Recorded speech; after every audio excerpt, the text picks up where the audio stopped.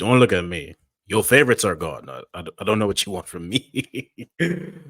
In a tournament that always gives us a surprise, this year's edition of the AFCON gave us a surprise we didn't see coming. Most of our favorites are gone.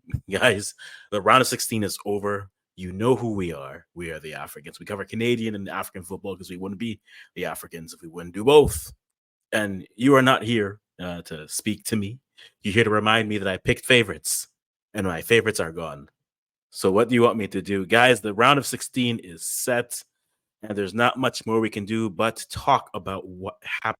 You leave your comments and answer this question for me. Who are the favorites now?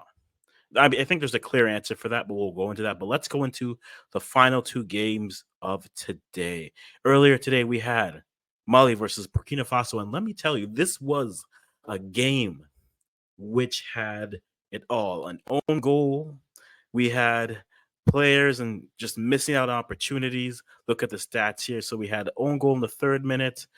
Traore enters back in the 57th minute for Burkina Faso after they get another goal. Mali, that is, at the beginning of the second half, on a play where you try to play the offside trap, traps you behind. But this game, what this game was. Mali on the front foot for most of it, but then let me tell you, the game changed on his head once that penalty came through. An errant head, and I think it's a tough thing when it comes to penalties. Hands in natural or unnatural position. Nobody knows how to jump with your hands tucked in like that always. So you're always going to leave yourself vulnerable to these types of penalties with arms stretched out and whatnot. But the stats say 4 shots on target each, 14 shots for Mali versus 8 for Burkina Faso. Mali had the bulk of possession, the bulk of passing, most of the fouls. We look at the corners though, and we see this coming in. Burkina Faso coming in and playing well. They almost drew this game, if not for an offsides call, which was warranted. Let's not pretend that it wasn't warranted. But we had 3 goals coming in, and Mali is now looking very good, in my opinion.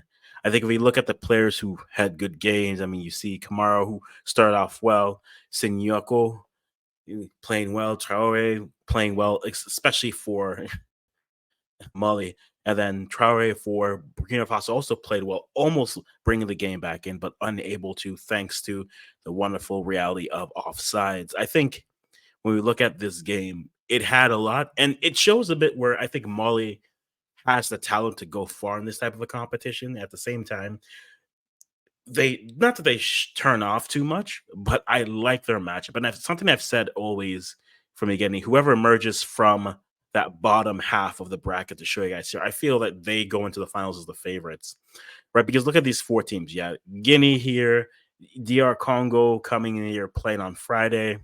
Mali taking Burkina Faso, and Senegal outed. The winner of this game probably walks into the semifinals a lot more favored just based off the path they've gone through. Not to discount Guinea or DR Congo, but Mali or Ivory Coast. I mean, we said this yesterday, but think of where Ivory Coast came from. Cote d'Ivoire were on the outside looking in, just like the coach, and they have a pathway. It is not inconceivable to say, yeah, this team will be in the finals.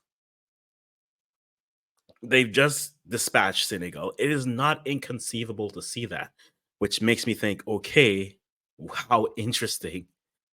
What a pathway they have. Now, the second game, I mean, also a game of a penalty, but South Africa beating Morocco 2-0. Not many people had this. I did not have this. Where are my favorites? I don't know. They're with me. They'll score as much as me for the rest of this tournament, which is none. It's very interesting to see kind of how this game went. You look at the stats here, 54 to 46. Morocco with the bulk of the shots, 2 on target versus 3, most of the possession, more passing. And just South Africa got them on the counter. And it was very simple and interesting to see. Not that it was that simple, but they got them on the counter, used their pace very well. And I think that did a good enough job for them to get it done. I think it sucks when you look at it. Now, one of the comments from the South Africa team coming through is like most of them are coming from Mamelodi Sundowns. Most of their players come from their domestic league, which is great. You have that cohesion. But if I'm looking at Morocco, They are that Hakimi penalty away from this game possibly going into additional time because they had to change how they were playing because of that up until the goal in the 94th minute of additional time. So of added time. So for Morocco, it was just weren't able to really penetrate. Again, 13 shots, 2 on target says a lot in terms of how the game was going. They were creating opportunities, but they just weren't creating great opportunities, right? Get shots don't mean much if they're not hitting the frame, not hitting the target. And because of that, you leave there. Again, the penalty miss is a big moment. They give it to Hakeem, which is fine. I don't have an issue with that. But you have to put that on frame at least. If it's on frame and you miss it because the goalie saves it, that's one thing. But you got to at least try to get it on frame there, and that's a tough way to go out with a chance to tie, and that changes the dynamics of the game. You have to convert those opportunities. Just because you have a penalty does not mean that you're guaranteed the goal. So South Africa moves on, and now we have our matchups for the round of the quarterfinals, which to me are interesting, guys. You let me know what you think about them. You have Nigeria versus Angola, Cape Verde versus South Africa, DR Congo versus Guinea, Mali versus Ivory Coast. I mean, if I'm going to react way too early to the match, but I'm looking forward to this Mali Ivory Coast because we know the fans will be there. That'll be a tantalizing game. But the game I'm most curious about, you guys know me. I've been on these Sharks for a while. I think Cape Verde has a real chance. I said, and we dropped a phone conversation podcast the other day. And the conversation was, I think Cape Verde has a 30% chance to make it to the semis from the quarters from round 16 because I felt if South Africa somehow got past Morocco, I like them better. Now, looking at this matchup, maybe not. I think South Africa should want to take more of the front foot versus trying leaving the bulk of possession to Cape Verde because I feel that they may be a bit more dangerous there. But hey, we don't know. One of these teams is going to surprise us and reach the semis, and none of us had that team doing so. DR Congo versus Guinea is a low-key nice battle of the midfields, which I'm looking forward to see. But ultimately, guys, here we are. The quarterfinals are here. There is nothing left. Your favorites are gone.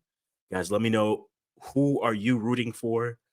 What have you learned so far? Is this not the most interesting, chaotic AFCON you had? Let me know in the comments down below, guys. Short video today. We'll be back here to talk about it tomorrow.